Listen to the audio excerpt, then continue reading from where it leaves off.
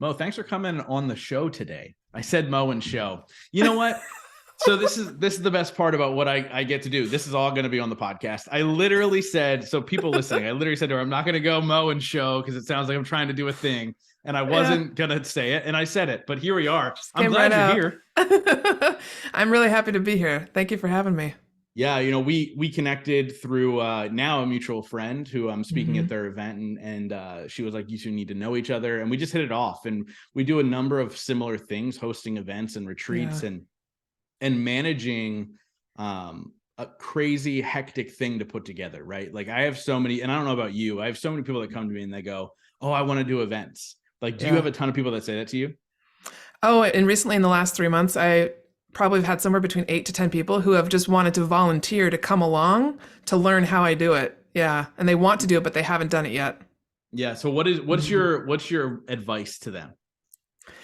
Well, I'm starting to come up with some sort of a standard for it because I can't just have people come in for free. It's too expensive. And so usually I say to them, like, I can have a conversation with you about how I started it, but the best way to learn is come as an attendee. Come to one of my retreats, see what it's like. And if you don't want to do that, then just jump in and try it. Like there's no, the best way to learn is really to just do it yourself and see how the different pieces come together. Yeah. Yeah. And I always say don't do it. Like when somebody was like, "Oh, I want to host an event," I'm like, "Don't." Like there's so much, and this is So much that more, comes to it. yeah, and this is more like the bigger events that I've done with hundreds of people, like versus Yeah. the smaller, 20, 30 people. Yeah. There's just so many moving pieces that you don't think about till you get there and you go, "Oh, okay, yeah, I messed that up. I got to think Yeah. about this and this." And so there's so many moving pieces. And if I say don't to them and they still come back, I'll be like, "All right, I'll hop on a call with you." Yeah. And talk to them about it because it is so much work. But I want to talk a little bit about how you got to this place, right? There's a lot of people who want to get in this space, whether it's through podcasting, through speaking, Hmm. through hosting Hmm. events.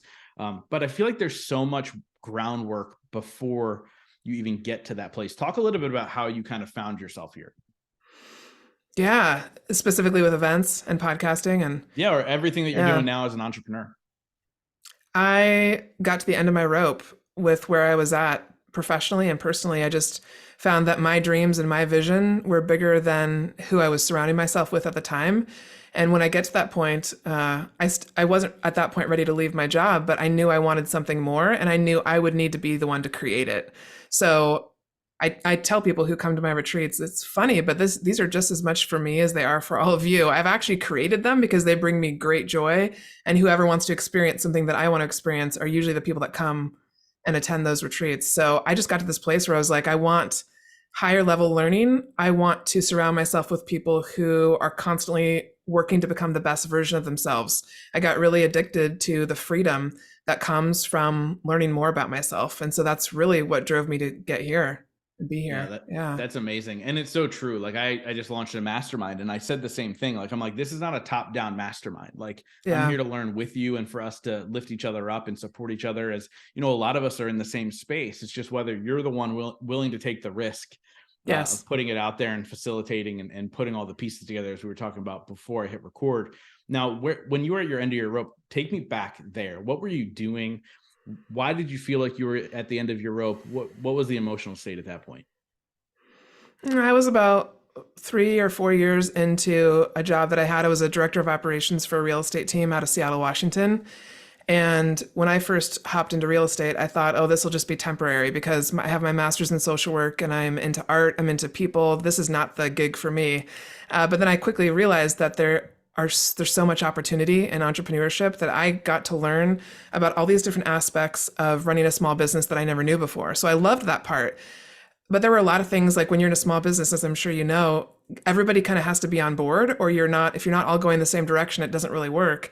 And there were a lot of changes happening with the owner of the team at the time. And so I wanted to keep growing, and I just found that the people around me were not in exactly the same headspace. And so I'm a big believer too. I've realized I want to make a decision about my future and about my energy before it's forced upon me. I don't want to Mm. wait till I'm at the bottom of the bottom and then make a decision out of desperation or fear or something else. And so I really pushed myself to create an event and bring in the speakers that I wanted to hear from face to face. And so I was really motivated and inspired by Susan Scott at the time from Fierce Conversations. And so she was the first big speaker that I had at my first retreat because I wanted to Yeah. really learn directly from her. No, and I love how you're like, look, I'm building something that I want, and whoever wants to come along with me, you can come along with me. And Yeah. that's such a positive way to build something, right? Like in our space specifically, self-development and those types of spaces, there's so many people that make it about themselves in a sense of like, hey, look at me, I've accomplished so much. Yes. Let me be the man or the woman, the best thing that you've ever talked to, all that Yes. stuff. And part of my mission with what I've built with the podcast is to be like, I want people to look at me and go, if that schmuck could do it, I could do it too. Right. Like I literally want them to think that. And so Yeah. I love that approach. What have you noticed as far as like the people who now attend, and you host some big retreats? You're talking like 40 people. That's large for a retreat. So like, what have you noticed about the people who attend these retreats as far as like, how do they get, enveloped into your energy? Do you find there's so much synergy? What's that look like? It's a great question. Well, when it comes to these retreats that I run for admin and real estate, a lot of them purchase a ticket to the retreat thinking, oh, this is going to be an event where we talk about how to be the best admin. And then they show up and they quickly realize within the first couple hours, this is not that at all. Because I truly believe that to be the best at the best version of yourself in any industry, a lot of that has to do, like 95% of that has to do with your soft skills and with personal growth. And so when they join, when they first like get in there on a Thursday evening, they are very nervous, very anxious. A lot of people talk about how they actually wanted to kind of ditch it the night before, and their partners are like, no, you got to go. You paid this money. You're going to get something good out of this. So they're very anxious. And then after like the first night and we settle into the first couple speakers, people are in it. And you can just see that when you're really present and you're really with the people there, the energy is just magnetic and excited and like, oh, wow, I didn't know that we could actually dig this deep or talk about this kind of stuff in this industry or in this job that I'm in. And so the energy just is exciting. And so that's, I think, once people felt that, that's why once I got to the fourth retreat that I put on for that group, it sold out in 48 hours. I didn't have to really promote it or sell it because people had heard about it. They'd heard about the excitement, the energy, and it just carried on for itself. It carried it through. Yeah. That's amazing. Like that's goals for every event planner, Yes. and it's really, really funny. So when I started events, somebody said to me, if you're going to lose money in your first year, you're lucky if you break even year 2. And if you make a little bit of money by year 3, then you have something, right? And so That's I don't so know how true. you did on the first 3, but when you go, okay, I have something because by the fourth one, it sold out in 48 hours. Like clearly you're really delivering something that's needed by so many people. But P.S., I made money on my first one. It was a huge win. I was like, wow, everybody told me I was going to be broke, and it didn't happen that way. Yeah, I know the way you tell that story is pretty much very accurate. I didn't lose money the first time, but my goal was just to break even. And that's pretty much what happened. I think I made $500 to $1,000 on the second and third one. Yeah. Yeah. So Not we're much, but I talking a didn't want lot. it to. I'm gonna shift gears really quick. We're talking a lot about energy. Mm-hmm. And for me, energy means so much, right? Like, is the energy flowing with me or against me? Is the energy of the room, meaning the people in there, are they vibing together? Like there were 3 people who wanted to come to my event. And I told them no, because they just wouldn't have fit into that environment that I was creating. So and I know you're on the spiritual side and I want to get into that. So what does energy mean to you, and how do you cultivate that for a room? It's a great question. I cultivate it with my presence. I cultivate it with the words that I use, and then a lot of the setup that I do prior to the event. And so I tell them this experience starts the moment you say yes. The moment you submit your deposit, it actually starts right then, before we're even in the same room together. And so I have them do some pre-retreat activities where they meet with at least one person who's coming and they get to know that person. And then I prep them with like, here's what people are always like, what do I wear? What do I bring? So from that moment, it really begins then. And my job, I believe, as the facilitator is to create an environment that feels so safe and so authentic that they can truly like let go and be. And so part of that is I usually host all of my retreats in a VRBO. So I don't rent out a hotel or a conference room because that space is kind of sterile and and that adds to the energy. And so I believe that energy that I bring with safety and comfort and authenticity really is what makes this experience so different from so many others. Yeah. Yeah. And so how long, I mean, I know you were building this while you were still working full time, right? Mm-hmm. And then Yeah. obviously now this is something that you do full time. You're a full time entrepreneur, facilitating these types of things and speaking, and you do some coaching as well, I believe, and all those things in between. Talk a little bit about that transition, right? Because there's a scary jump. I started building a business before I left my job, and then you have that moment of like everything is that guaranteed paycheck is over. Talk about that entrepreneurial journey for you as far as like, okay, now is the time for me to break free. Oh yeah.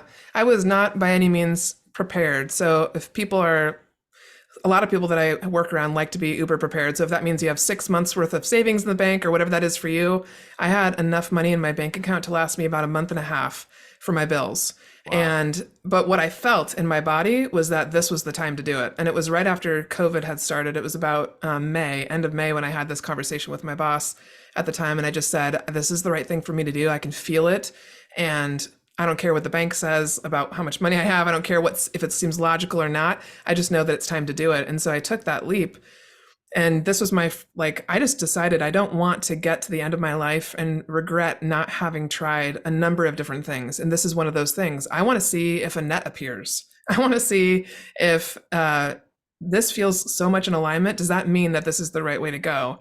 And it really has proven itself time and time again. Each time something happens, my first client showed up like 3 days before my bills were due. And he said, hey, I know you have a contract for 6 months. If I'm being real, I want to work with you for 12 months. And if I'm really being honest, I want you for 18 months. And can I pay up front?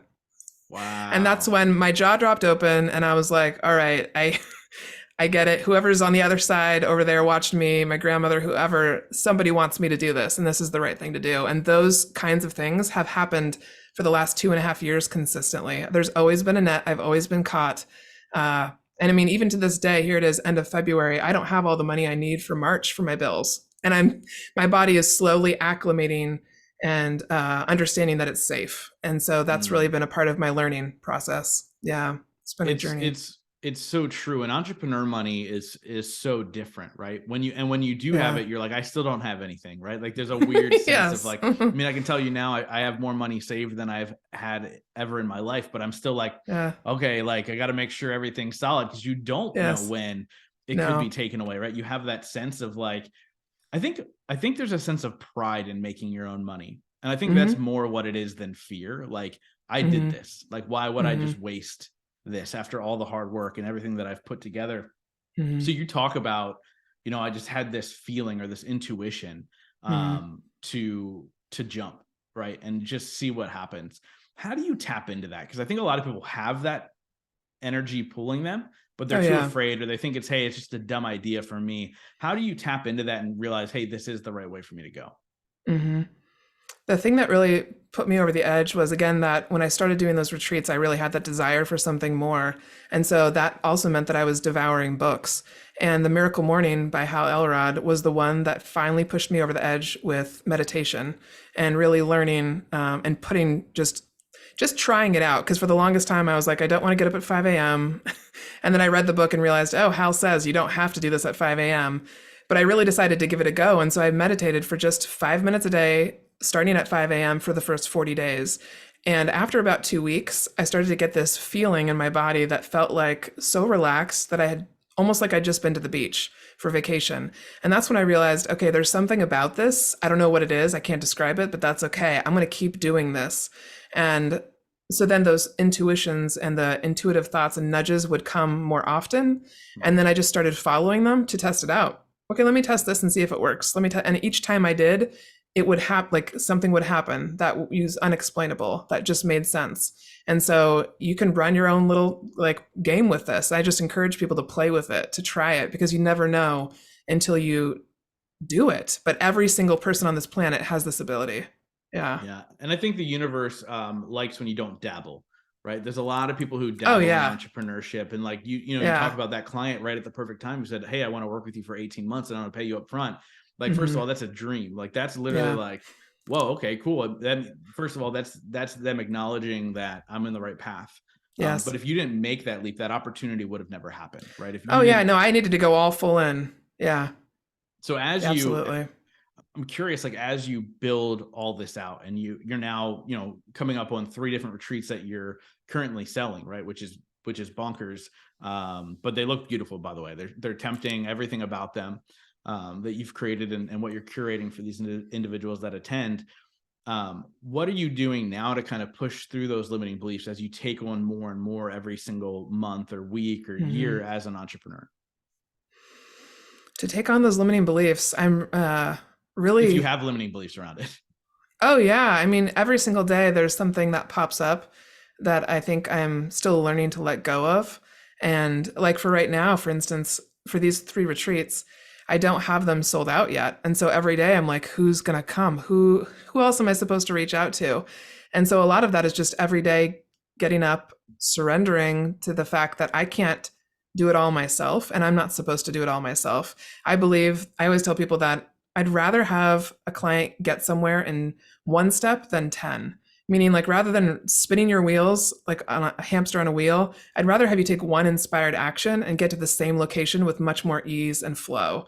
And so I believe that as long as I tune in every day and listen for that next step, that's all I need to do. I don't need to know the 10. And then I just have to calm myself down and calm my body down so that I'm not freaking out and I just stay the course. So again, it's that slowing down to speed up part that really, I think, combats any limiting beliefs that pop up around how am I going to pay this bill? How am I going to book the house for the retreat? How am I going to get these speakers I want to get? I don't have to figure it out myself. That it reminds me also of that book, The Buddha and the Badass by Vishon. Mm-hmm. I love how he after his interviews, he's talking about how he met so many entrepreneurs who just said to him, I don't need to know what needs to happen, or I don't need to know how to make it happen. I just need to know what I want, and the how will get figured out.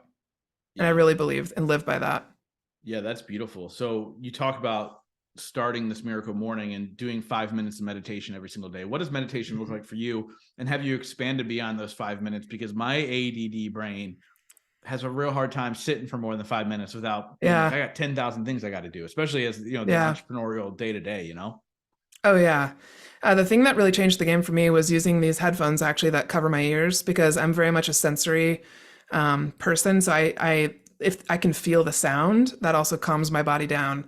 And so it started with me just sitting on the ground next to my bed, plopping my headphones on and picking a random meditation. And now it's moved. I love doing like 20 minutes a day that way. But then I also have discovered the meandering walk. So when I go for walks and I get outside and I joke around, I joke with people that I get out to touch a tree every day, because when I touch a tree, it grounds me, it physically grounds me to the earth, and then I get messages as I'm walking.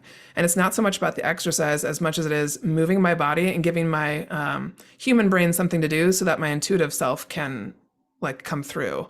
And so it's usually a combination of both of those. Yeah. So you talk about getting messages. Obviously, this is the spiritual journey, right? We talked about this before. Mm-hmm. Like we're spiritual beings in a human lifespan, right? Like we're trying to learn, we're trying to tap into things greater than us, all these things. What is that? Yeah. Where did that even begin for you? When did you start getting into the spiritual side of life and getting messages and all the things in between? And then what's that look like for you? I believe that I've been getting messages ever since I was little. And so, but a big part of like leaning in and accepting it more happened more really post-college, because I grew up Catholic, went to a Lutheran college, had experiences where I dated people who were Nazarene, like all sorts of different denominations of mostly Christianity, but it never felt totally right. It never felt right in my body, if that makes sense, because I can tell with my energy, I can walk into a space and just know if I feel safe, if I feel at home, if I feel comfortable. And I just never really did. And so in the back of my head, for some reason, I don't know why, I'd always had this curiosity around meeting with a psychic. I was just like, these people must have some sort of connection I don't. And there's some part of this that has to be real. But on the other side of my head, there was this other aspect of religion that tells us that, at least in some Christian denominations, they believe that it's evil. They believe that it's not a good thing. And so we had someone join our team when I was with the real estate team who read fairy cards and did Reiki. And I was like, oh my gosh, can you please read my fairy cards and can we have a Reiki session? And so I was about 32 at the time. And that's when I first really started to allow myself to explore. And so I knew I'd been getting messages strongly for probably like my whole life, but especially the last 10 years before that. But people around me were telling me, oh, that's just coincidence, or that's, you're just making that up. You have really subconscious. It's your subconscious. You have a very positive outlook. So that makes sense that you would connect those dots. And it was not, it was messages. It was someone trying to tell me and share with me and validate who I was and what I was thinking and feeling. And so once I started to accept that, then more came. And the more I stay connected, the more I hear and feel every single day. Yeah. So how do you receive them? I'm always curious. People who have this, I mean, people claim everybody has the ability. I just haven't allowed it to happen clearly because I don't. But like, how does it come through for you? Or in my experience, it's already is happening and you just think it's just you. So for me, I thought, oh, I'm going to hear somebody else's voice in my head. Nope, it's my own voice, sometimes sharing ideas or saying, hey, you should call that person. And so I didn't realize it's my voice so that it sounds comfortable so I don't get freaked out, but it's actually something else. Yeah. Another way that it happens for me is it happens so fast because my brain does work so quickly. It'll be a flash. Like I had a flash the other day when I was working with someone and we were doing this exercise where I have them stare and we stare into each other's left eye for about 10 minutes. And while we were doing that, I got a flash of just a tree trunk and her arms wrapped around the tree. And I brought it up later on and she has a very deep connection with the earth, more than just the random everyday person. And so it comes so quickly that I think in the past I would have just let it go and said, oh, that's just happenstance. But it actually is a message. Or like when we met and you were on my podcast and I got that image in my head of a woman with a gift and a present. That's how quickly it happens. And you just have to acknowledge and slow down enough to say, that's not just a random image, that actually means something. So for me, it's been this unraveling, like peeling back the onion and realizing I already had the gifts. I just didn't recognize the gifts. Yeah, that's so fascinating to me. And again, it's then questioning, right? Like it's about exploring. Like, oh, that's really random. What does that even mean? Right. Yeah. And so to be curious and ask questions and go, does this mean anything to you? Because it doesn't, at this point, doesn't mean anything to me, right? Or hey, does it mean something to me? What could it potentially mean? And it's such a fascinating journey that I'm still new to. We talked a little bit about it in my experiences on the spiritual side of things and the goods and the bads and everything else that comes with it. But I'm so fascinated by it. And for me, more than anything, so I'm an empath, right? So for me, it's very much an energetic feel. Like, again, when you said, I walk into a room and I can feel if I'm going to be comfortable or not, I feel that at the highest level, right? When I'm super tapped in, I can walk into a room and figure out where the negative energy is coming from, like who's it coming from? And I can almost really actually know what's going on with that person, even if I don't know who they are. Like there's a really, really weird thing. Now I don't get any images or anything like that. Cause I think it's also what you expect. Like that would freak me out. Like if I was talking to you and I just saw an image of a woman giving a gift, like I'd be like, what is going on? Right. And so it's like, what am I comfortable with and what am I not comfortable with? Totally. And then allowing it to just be. And I think that's such a missing piece. Like people get so worried about, well, is it good? Is it bad? It doesn't matter. Just let it be. You know what I mean? Yeah. So you have a slogan and it's the name of your podcast, which is I Love It When. Talk a little bit about that. Where did that come from? And why is that your brand that you chose to stand behind? Yeah, it actually came from a mentor of mine, Enmei Mangles, and she's a strategic intuitive advisor and works with a lot of professionals and a lot of musicians. And I fell into contact with her because of the real estate world. And one of the first times I met with her, I was sharing with her some worries I had and some anxieties about what I was doing and where I was going. And she said, well, how about we flip the script a little bit and say, I love it when I have a new opportunity to meet someone who makes a connection in my life. I love it when I have the opportunity to do something new.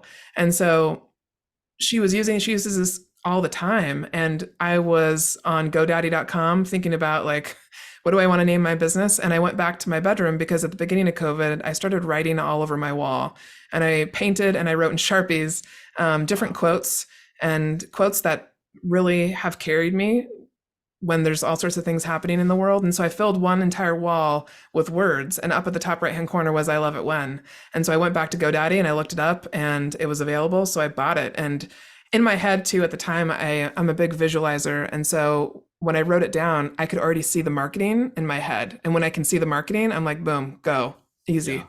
Yeah. I love it. I'm a huge visualization person too. Like I have to see it. Like I have to feel it. I have to know it's real and tangible, right? Total visual learner. 100%. Like if somebody and it's so funny, like I'm a podcaster. I can't sit and listen to podcasts. It just goes in one ear and out the other. But if I'm watching it, like if I'm watching the interview, I'm totally locked in. And it's kind of a funny thing because of the podcast space that I'm in. But I love that you were able to build that, because it speaks so much to who you are and what you're bringing to the table of like, look, not everything's always going to be perfect, and that's okay, but you can find the gratitude in every single moment, right? And so I want to ask you a question, which I ask every single person on the show. It's a two-part question. First question is, what is your definition of success? The second part is, what are 3 things you do every single day to ensure that success for yourself? My definition of success is alignment. So when I'm in alignment and I am on the right path, it doesn't matter what part of my path I'm on. People have literally outside of me said that I'm glowing, and I'm glowing because my body, my physical body is aligned with my soul. And that feels like peace. It feels like excitement. It feels like success. And I love that you asked that question, because I think we all need to redefine what success looks like for us in order to really reach happiness and peace. And then the 3 things that I do every day would be meditation is a big one, any time of day. Another one is communicating with the angels. And so I have oracle decks and I have tarot decks that I play with, and that brings me consistent hope and messages. And then the third thing would be getting outside and going for a walk. Yeah. No, I love it. And that's all huge, right? It's because here's the thing. As an entrepreneur, we're told that we need to hustle and grind and work 24/7 and do all these things. And like, my whole thing is like, my goal is to just work less and make more.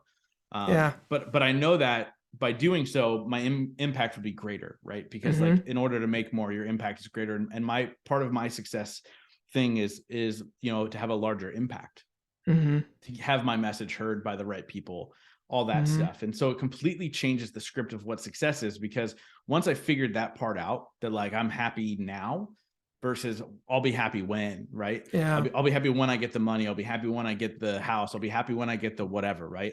When I got happiness first, all the other things happened automatically, right? And I can see you totally doing the same thing of like, I'm just going to connect with myself and follow what I feel is true to me. Does that sound right? Oh, absolutely. Yeah. For sure. It's unlike any other feeling when you're not searching. When you stop that searching feeling, it feels amazing. Yeah. And by the way, I want to make this clear to people listening. This doesn't mean that we just sit and pray and hope that the right people come to us. Oh no. Right? Like, inspired action is big inspired action. Yeah. Yeah.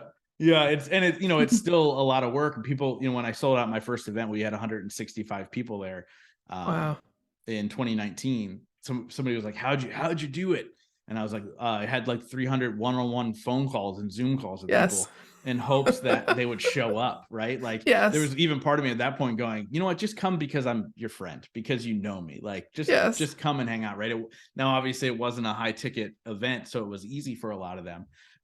But again, to understand the amount of work that goes into it, and I know you're living in that space now, but obviously talk a little bit about these retreats that you have coming up. Who are they for? Where are they at? All that fun stuff. Okay. The one in May is May 4th through the 7th, and it's in Idaho Falls, Idaho. And that one specifically is for real estate admin. That's one that I haven't done in about a year and a half, because I wanted to put it on pause to have it again in person. And so for that one, there's a max of 45 people. And so right now I think I'm at like 10 tickets sold. So there's definitely space for people if you're listening and you're in the real estate world. And then the other 2 are called unscripted. And these are what bring me my most joy right now. Is it's a combination of my spiritual side and my personal growth side. And so those are in June's in Sedona, Arizona, and then August is in Catskills, New York. And those are each limited to 6 or 7 people max. No, that's great. Yeah. I mean, and those, it's funny. I found the smaller ones are so much more impactful, right? Like how much easier it is for people to open up when you don't have 30 people there, how much easier it is for them to do all that stuff. So I love hearing that you're doing ones that are that small. I think that's such a game changer for so many people. Oh yeah. In order to be able to hold that space for them.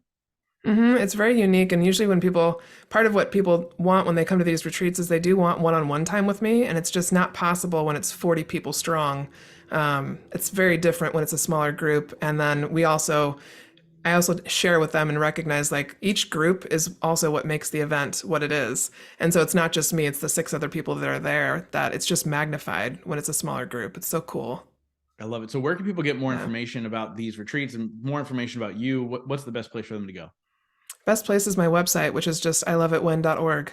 Yeah. And then I always welcome people to email me, reach out anyway. And I always am very responsive and I love to connect with new people. Awesome. Yeah. Easy enough. I love it when.org, guys. Go check it out. Yeah. Go see what vibes with you. Check out our podcast as well. Highly recommend. So make sure you go and subscribe to that and listen. So I wrap up every single interview with the same question. So I want to ask that question to you, and that is, in your life, what has been your biggest moment of growth?